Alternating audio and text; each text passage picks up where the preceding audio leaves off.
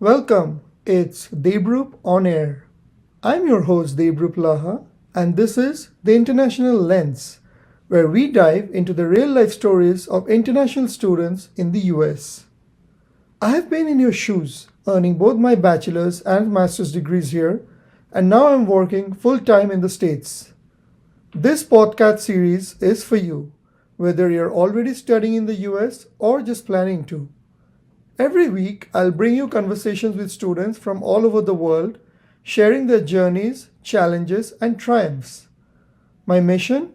It's to give you the insights and inspirations you need as you carve your own path in the US.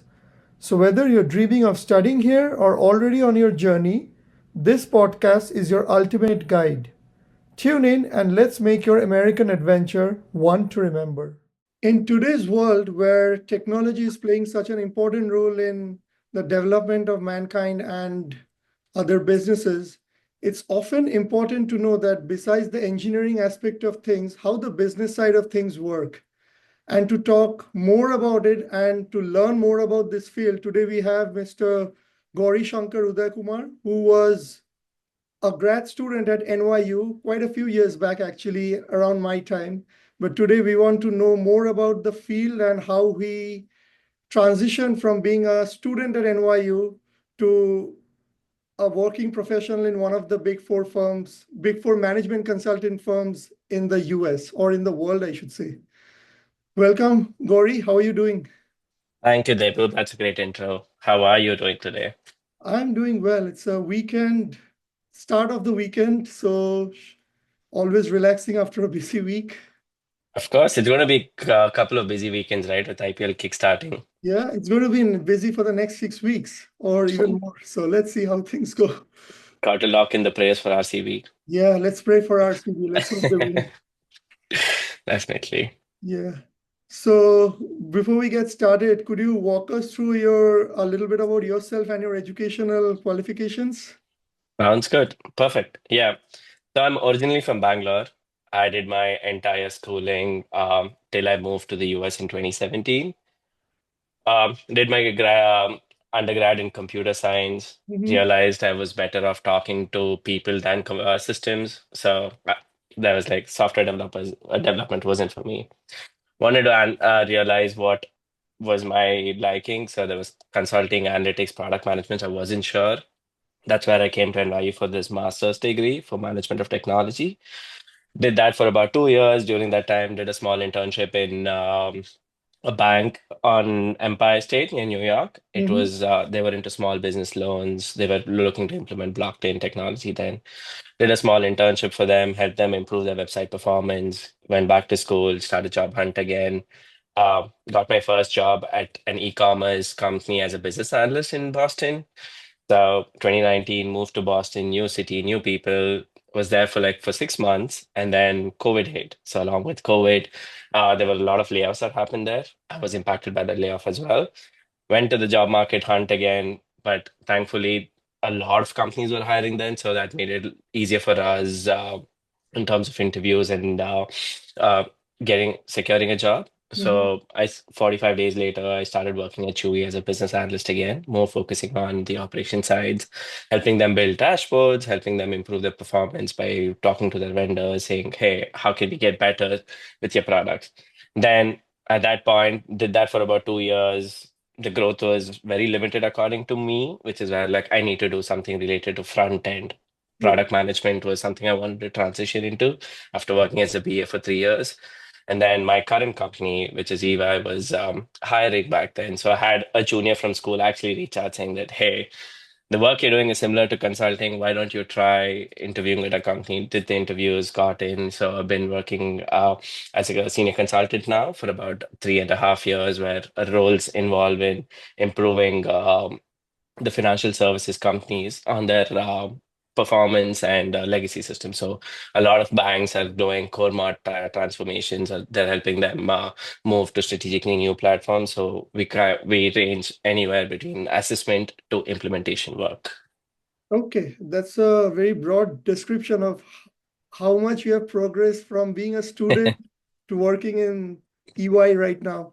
So coming back to your roles, you said you did an internship while you were in grad school at NYU. That was at a bank. What was your role? Yep. Was that also like a BA intern role or? It was an BA intern role, but it was more technical than what I do right now. Okay. So this part was they were looking to launch in the next couple of years, which is where like they wanted people who were flexible with different roles, which is where like I having CS background Mhm. was like, okay, so if you can understand the algorithm, if you can understand coding a little, why don't you help us perform our website performance as well, apart from the work you're doing? Okay. So I was doing market research for them. I tried to identify the competitors, what was better in terms of the product positioning, risk, where they stood compared to others. And then also on the technical side, I was like running HTML on Bootstrap, trying to improve, trying to identify bugs, trying to improve their performance, saying that, hey, this is where it's loading, taking too much time to load. Why don't we do something more that can help? Right. Okay. So for that role, was it also like you had to work with the tech team and at the same time, was it with the product managers and product owners as well? Yeah, as I mentioned, like since it was a small company, the we were involved, like there were just six, seven people helping that business stand up. So I worked with the business owner, I worked with the developers, I did work with product managers as well. And as and when the task came, I would just pick it up, perform it, get back, provide the results, and then move on to the next one. Okay, that's very helpful to know. And so you were a student back then when you were doing that internship. What do you think you gained most from that internship, which helped you get the full-time role after graduation? Uh, Multiple things, right? Now, if you see the first thing I gained the most is trying to understand which industry I want to work in. Mhm. Like my internship was in the fintech space. So that internship helped me understand saying that, okay, I want to continue working in the fintech space. But life did have other plans for me after graduation. But then that was where I was leaning towards saying that, hey, I want to work in the fintech space. There was blockchain, there was agile software delivery that was becoming more prominent then. So I was like, okay, there's a lot of work happening at a quick pace. So this is something that I want to learn. It also gave me more understanding of my role. This kind of BA role was very technical. So I was looking more for less technical, more on the business side, more on the strategy focus, helping coordinating in terms of helping them plan like 3, 5 years what they wish to do. So it helped me understand the kind of work I want to do, the industry I want to work in. And it also gave me a fresh perspective of working in the US. Like I did work for a year in India, which is Mhm. where like very different from working in US, where people are people were more receptive to your ideas here. Like it didn't have to go to a channel. So it was like, okay, you want this, why don't you implement and get back to us and let us know what you think about it. So that was a big shift for me. So the clarity of mind was very important at the time when you were deciding which niche role to pick when you were transitioning from BA. So Yep. coming to the same question again. So when a student is trying to crack BA roles, let's say for an internship or a full-time role, how do you think the interview experience is with respect to tech versus non-tech or even the big four versus the other firms? Yep. Depending on the company and the team you're going to work with, since a business analyst role is wide across different spectrums. Mhm. Like in a software development cycle, business analyst is way more technical. There's a technical business analyst as well, where they're more focused on user stories, requirements, and that part of the development of the product. Whereas on the operation side, you have more exposure to running data analytics. You have more exposure to helping them plan in terms of operational. There are certain KPIs that they track. Yep. So the interview process totally depends on the team you're going to be working with and what they do. But in general, if you see, they'll have an SQL round usually if it's a technical role. Mhm. So your understanding of how you can write queries, how you can extract data, because everybody knows what to handle data, but it also involves in pulling out the data because the data is just everywhere in big organizations. So an SQL role, couple of behavioral roles. If the team does report to a consulting org within there, then you have one or two case studies within it, and then you have a couple of culture fit roles saying that okay, can you fit into the team? What value can you bring to the table? So this is the overall structure I would say for the process. Makes sense. And since you're working in this industry for 6 years now, do you mostly see people who are coming from a tech background, or are there non-tech people in like consultant roles as well? Uh, to be honest, it's a mix of both. Since I am in tech solutions delivery, Mm-hmm. I do see people from the tech perspective who are coders, but I also see people who are coming from MBA business schools who are more focused on helping products being delivered. For that, you understand the systems at a high level, you understand what the process is, Mm-hmm. and you understand how to deliver them. You don't have to go to the like the actual coding part of it. Right. Yeah, I asked this question because these days at NYU, I see a lot of students are coming from chemical engineering, mechanical engineering, metallurgy, and they usually don't have any coding experience. Yeah. But they're coming to the management of technology program at NYU. So for those students, do you suggest them to have some coding experience, like gain something before they come here? Not really. So let me give you a little brief about the program, right? Mhm. Management of technology, if you look at it from a high level, it is an MBA degree, but for people with less experience. Right. So people who are fresh out of college, people with less than 3 years, where they're trying to understand how the business works. So if you see the course structure of it, right, you have courses like economics, data visualization, strategy, product management, which teaches you what is what. So for Mhm. somebody who's coming from a very technical background, this course is perfect for them because it gives you an introductory into the business world as well. In terms of coding, there are multiple tracks within the program that you can choose if you want to become a data engineer, if you want to go into the data scientist role, if you want to go into the product management role. So if one of your interests is those tracks, then yes, learning a bit of Python, R, or an SQL will help you get an edge in terms of the project you do because you can use those tools to do those projects within your school. But if you're like, no, I don't want to get into the technical, I want to focus on product management, I want to focus on the strategy piece of it, then coding's like minimal coding will help you, like an SQL, because it SQL is used everywhere. And I've been telling this from the past 5 years. Anybody, methods of handling when the data is out, but to extract the data, you'll need to know some this one. And that is where SQL gives you an edge in the corporate world. Makes sense. And since you touch base a bit on the management of technology coursework, which courses do you think are most useful considering the job market currently? Yep. So current considering the job market, one is economics. It Mhm.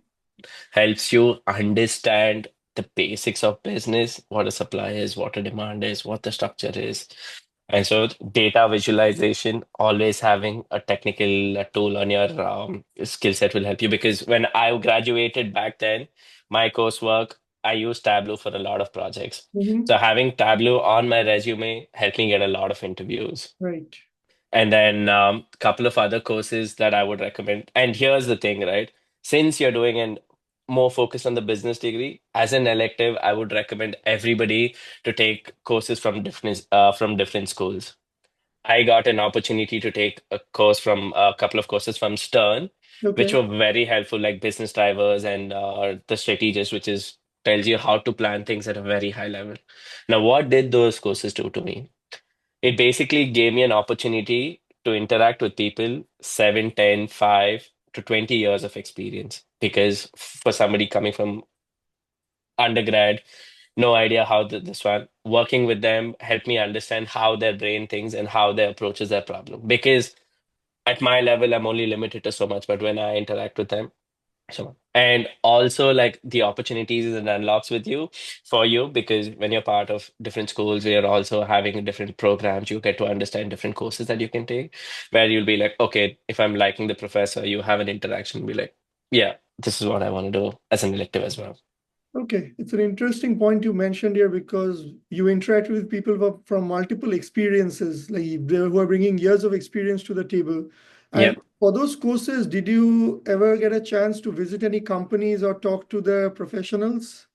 Uh, Visiting companies or talking to professionals were we did have a couple of guest speakers that would come to a college. We Okay. would talk to them. They would talk about their experience, how the industry is evolving, how where it is going.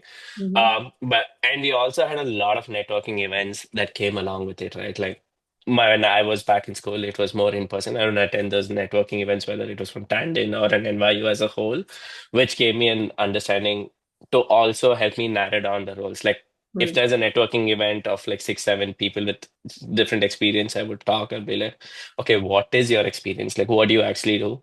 They'd say 5, 6 things, and I'd be like, okay, is this something I want to do? Is this something I like or not? So that helped me narrow down what my interests were and how I would want to go in my job search.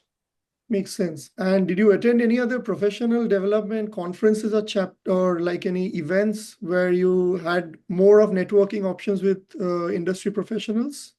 Uh, in school, yes, there were a couple that we did attend. That was all sponsored by NYU as well and hosted by NYU. So whatever was organized within NYU, we went for it. But outside of work, there are other, like in terms of development, there are others that I've signed up for.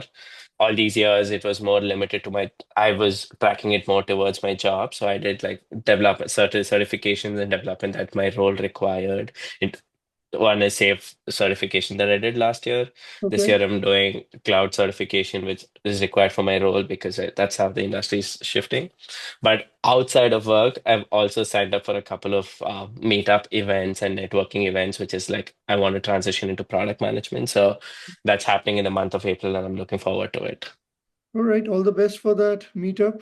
Hope you gain valuable insights from that.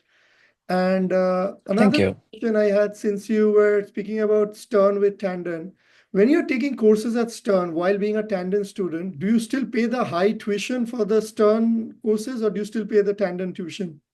It is time intuition. Okay. So that was the nicest thing that happened. Yeah. Where like I got a flavor of Stern, but I also had Tandem on my this one, so the fees was still the same.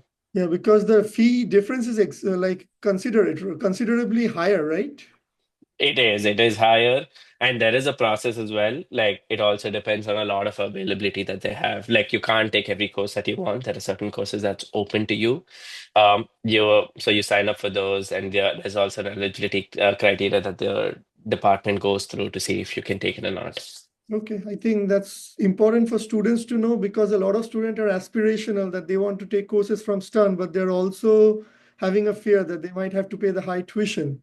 So this is something important to know, that you can study at Tandon and pay the Tandon tuition to take the couple of electives from Stern.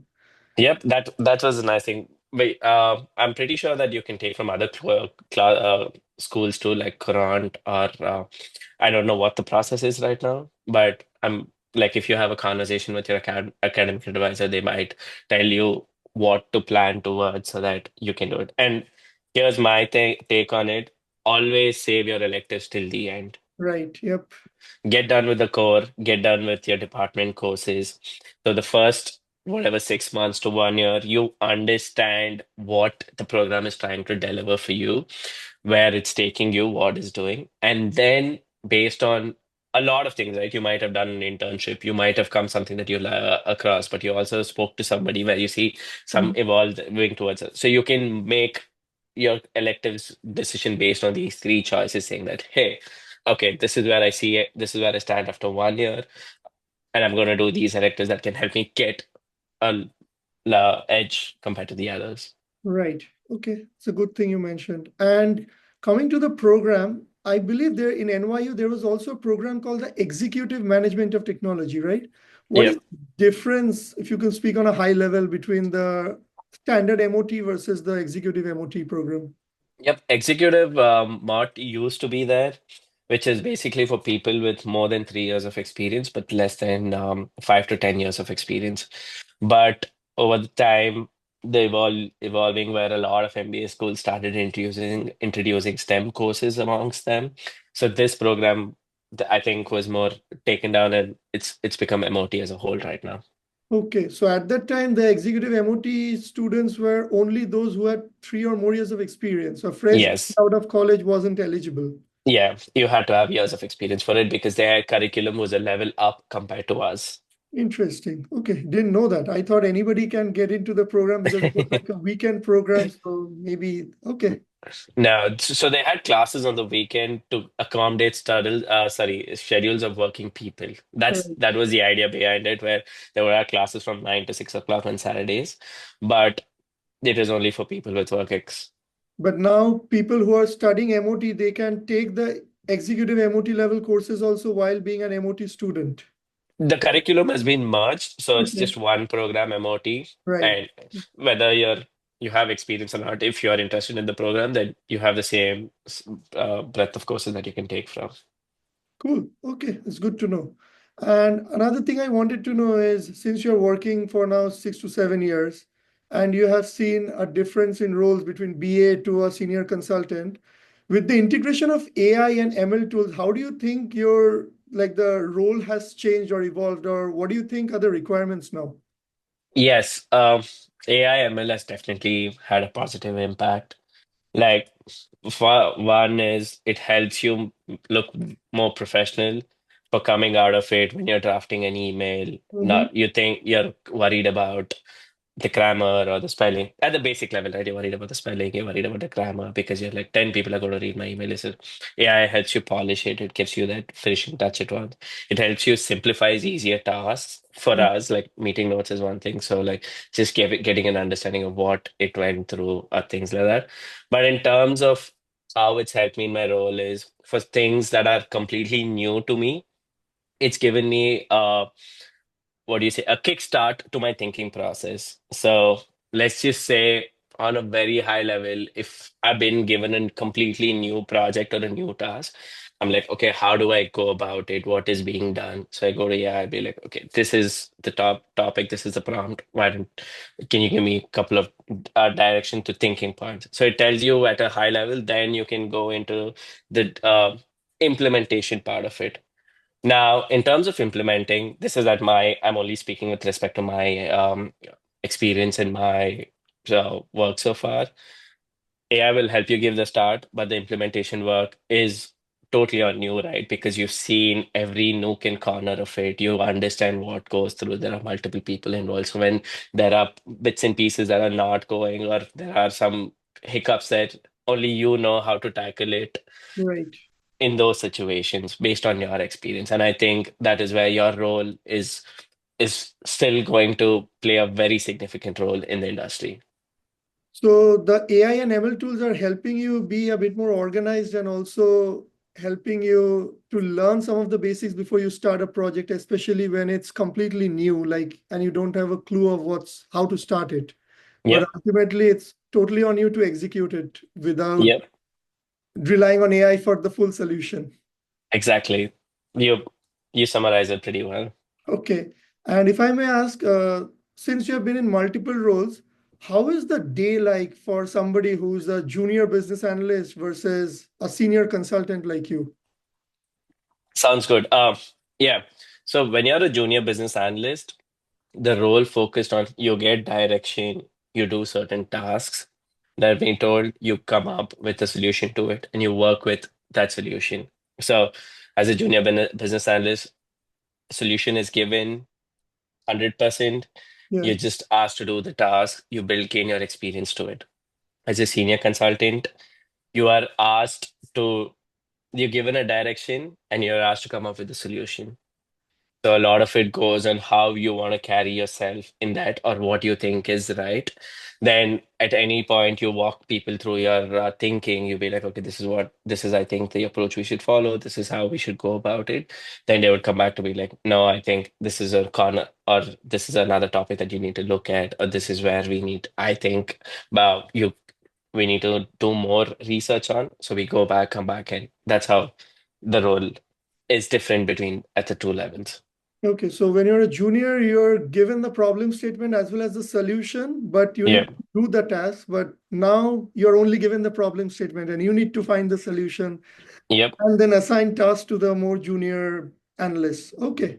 And yeah, so at that level, you're trained more to think at a strategic, like a leader level, where you're like, okay, if you're working on a solution and you'll be like, okay, I think this is the approach.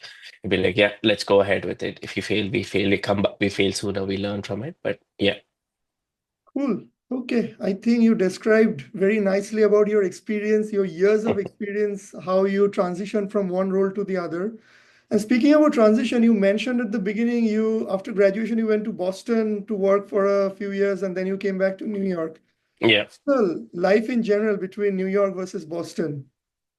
So for me, I relate a lot more to the New York energy. I like the fast-paced life. I like things. I have multiple options in front of me that I want to do. I love going out, trying new things. So New York was something that I always do. And I manifested New York after watching Friends. Okay, So that was my first introduction to the English TV shows, and I was like, "Oh, New York! I want to be there. I want to live the life they live." Of course, now it was shot in LA and everything, but the idea is about the city, right? So that was where I came to New York. I was in Boston for about 2 years, but the thing I couldn't relate to was it was also COVID. Probably if I lived there, it might change. I'm not sure, but my social life had become very limited, hmm, and I wanted that back. So that's what made me move to New York. Boston is nice. Boston is a little slow paced compared to New York. A lot of people like Boston because it's less chaotic, but for me, I prefer this chaos than that. makes sense. I mean, when I visited Boston for a little bit, I figured that it's mostly like an educational hub.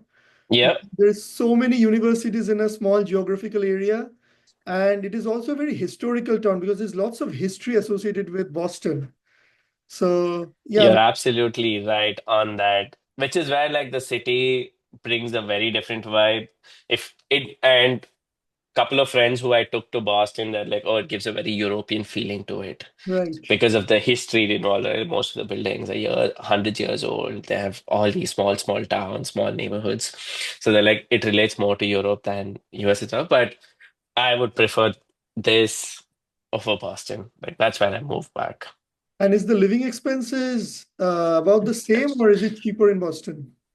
Slightly cheaper, I would say 80-90% of where I'm right now. And the other reason I moved back to New York was also my visa. Like I was on my third H-1B try, and I was like, I've got 6 months. I might as well move back and live in the best city if I've had to step out of the country. But yeah, it worked out in my favor, and here I am. Right. So you got your H-1B in your last try of when you were on STEM OPT. Yes, I Wow. did get my. It was pretty. What do you say? Chaotic Stressful. as well, because I got laid off from my first job 15 days before the registration, so I couldn't find another employer then. Then the second try didn't go in my favor. Third try, switch companies.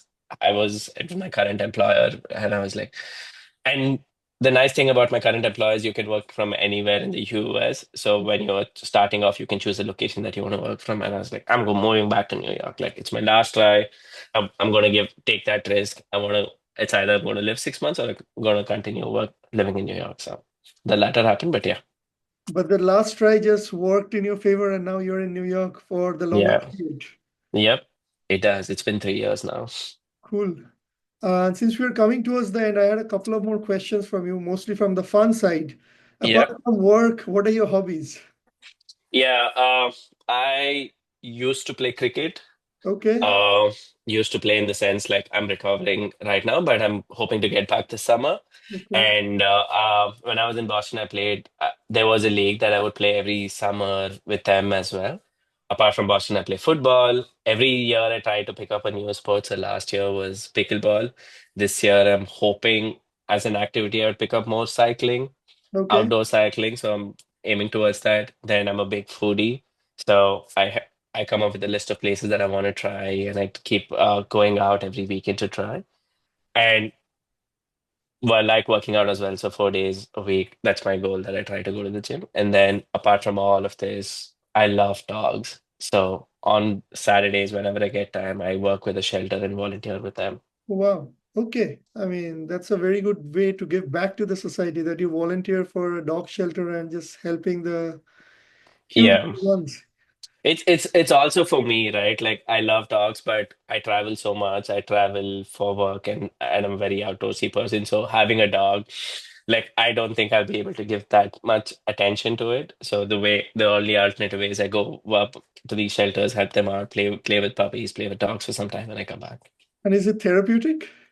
Very much, very much. It's like, so you have dogs from puppies all the way to big ones that are 8 to 10 years old, Okay. and they're all super friendly. They're all very nice to play with. So it's like a 3 hour shift that I tend to do every Saturdays, which turns out to help me a lot. Right. So you play cricket, or you used to play cricket, and you're going back this summer again. You Yeah, play football, which is the soccer or the American football? soccer. I'm a big Manchester United fan. Okay. All right. And then you picked up pickleball as well. Yep. And cycling is in your to-do list. So you're pretty much This summer. okay. So what else is left? Maybe swimming and others. Swimming, I do it once in a while, Okay. like very this one, but not a regular. Once 3 months, there's a swimming pool right in my building. So I'm like, if I go there, I'll be like, today I need to swim. I'm very intuitive that way as well, like as part of me. So like I'm walking up, I was like, oh, why haven't I used the pool? I think it's time today. And I end up jumping into it. No, I mean, you're an all-rounder, I should say. Like you're managing your work, you're giving back to the society, and you're playing different sports, and you're trying different cuisine outside.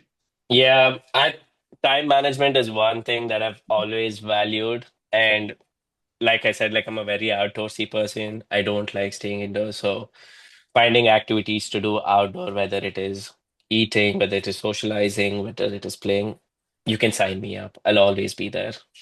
Great. I mean, it's great conversing with you, and I can keep this conversation on for hours. I mean, Yeah. I'd love to know more about your experience, but since we are coming to the end, do you have any concluding comments for the class of 2025 who are coming to study management of technology or engineering management in a different school? Uh, Management of technology and engineering management. Yes, there's something that I do when networking that helped me, and I think I can pass it on. Is one thing is talk to people who are there where you want to be 5 years and 15 years from now. 5 years will tell you their journey that you can relate more to. So you can understand what they work on, what it is. You see that as a gap, as a tool, for example, you can start working on it. For 15 years, they've tell you how the industry has evolved out of that experience, what has changed and what is going to change. So you can do that and you can mentor that, you can choose them as your mentors that you can carry the path. And the other thing, this is in general, whether or not job hunt is very stressful for people, Right. right? The whole idea is it adds a lot of pressure to it because there's a financial value that's associated with it. But if you can train your mind to be financially independent, the process of job hunt becomes easier. You'll Mhm. start to enjoy it, you'll start to relate a lot more to it, and you'll be like, okay, I know what you want to do. Now, when I say financial independence, I don't mean any other day-to-day job. It could be anything. You learn about stocks, you learn about how the market trends are, you learn about what the different industries, like off-market jobs, right? Not when I mean by that working anywhere. So when you do all of these, when you know how to make money, Mhm. job hunt will be more relatable to your interest and what you want to do rather than the pressure associated with saying that I can do anything, just give me a job. Makes sense. And I guess during this networking event, students can also learn which track they want to choose. Like some people might be confused in the beginning and they're not sure about which track they want to go to. Yep, definitely. It helps them understand the track and it also helps them understand the role. Now, Mhm. for a degree like in engineering management or very specific to MOT, you can do anything out of that degree. You can become a consultant, you can become a product manager, you can become a business analyst, you can become an operations analyst or a Yeah. project manager. So you have five different roles. And it's completely fine to not know what you want to do, which is where, like I say, get done with the core programs, get Yeah. done with your courses within your university that you can take your electives in. These networking with these people, trying to understand what their role activities are, will help you narrow it down further, which can help you make those decisions you want later. Perfect. I think you summarized very well, and I'm pretty sure the students will gain a lot of valuable insights from this. And a lot of students might reach out to you via LinkedIn if they need your 2 cents on how they can progress in their careers. Definitely my LinkedIn. I'm very active on LinkedIn. I'm usually responsive, so feel free to, and I'll be more than happy to answer any questions they have. And I can definitely vouch that you're very active in LinkedIn because when I messaged you, I got a response within 10 minutes. It is not always the case. I often think that, okay, I'm going to message Gauri and come back later, but then I see, okay, you have already responded. So Yeah, but notifications, it's still turned on for me there, so it's faster than everything else. great. Thank you, Gauri, for your time today. I mean, it was lovely speaking with you. And hopefully, I'll touch base with you again after a few months for another Yeah, episode where we learn more about your job and how the market is doing at that time because it's a very choppy market currently. Hopefully, things yeah. improve. Yep, but I want to thank you for this opportunity as well. The work you're doing is great. So I'm sure a lot of people have already been gaining insights from just talking with you more than you having other people to talk to. So thank you for everything you're doing, and I'm more than happy, like at any time, talk about my experience or talk about any thing outside of work too. Right. I'm always happy for a conversation over coffee. Great. Yep. Thank you. I mean, I'm just trying to help students as much as possible. And I realize that I don't have the knowledge of all the fields. Like, I might have a high level knowledge, but these days the market is so intense that students need detailed responses. So that's why I thought let's start this podcast channel when I bring students or experienced professionals like you from different fields to just give them an insight. This is where also networking comes into a big play, right? Like when you talk to people and you get to know about the background, it might not be helpful for you, but it'll be helpful for somebody else. So when somebody comes to you with a problem, say that, hey, this is where I'm stuck, or this is where I need help, we'll be like, I can give you at a high level, but if you need more specific, I can connect you with someone because you already have built that relationship and you know that person is capable of answering those questions. Right. Perfect. All right, Gauri. Thank you so much again for your time today. Thank you, Debrut. You've been great. Thank you. Thanks for tuning in. Got questions or suggestions? Drop me an email at daybrouponair@gmail.com. Catch you in the next episode. And don't forget to like, share, and subscribe.